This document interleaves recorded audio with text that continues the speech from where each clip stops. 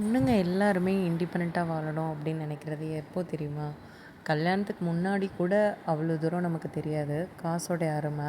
கல்யாணம் ஆகி நம்ம ஒரு வீட்டுக்கு வரும்போது தான் தெரியும் அந்த பணத்தோட அருமை. அந்த பணம் வந்து எவ்வளோ நம்ம நம்ம காசு அப்படிங்கிற ஒரு இது வந்து வரவே வராது. நம்ம வீட்டில் இருக்கிற வரையும், நம்ம அம்மா அப்பாட்ட இருக்கிற வரைய எனக்கு தோணின வரைய நான் சொல்கிறேன். எங்கள் அம்மா அப்பாட்ட இருக்கிற வரைய எனக்கு வந்து அந்த மாதிரி தோணுனதே இல்லை. கஷ்டம் காட்டி வளர்த்துருக்காங்க. இருந்தாலும் அந்த ஒரு எதுனாலும் அப்பா வந்து வாங்கி கொடுத்துருவாங்க. எதுனாலும் கேட்குறது வாங்கி கொடுத்துருவாங்க. ஒரு தீபாவளி பண்டிகைனா சாதாரணமாக ரூ. 10,000 ரூ. 5,000 வாங்கிட்டு போய் ட்ரெஸ் எடுத்துகிட்டு வர்றது, ஜாலியாக அதை பற்றி யோசித்தது கூட கிடையாது. இவ்வளோ காசுக்கு ட்ரெஸ் எடுத்துட்டோமே அப்படின்னு யோசித்தது கூட கிடையாது.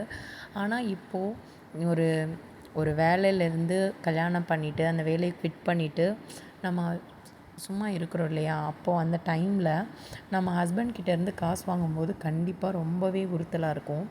என்ன மாதிரி எத்தனை பேர் நீங்கள் ஃபீல் பண்ணிகிட்ருக்கீங்க அப்படின்னு தெரியல. ஈவன் என் ஹஸ்பண்ட் வந்து கொடுக்க மாட்டாரா அப்படிங்கிறதெல்லாம் கிடையவே கிடையாது.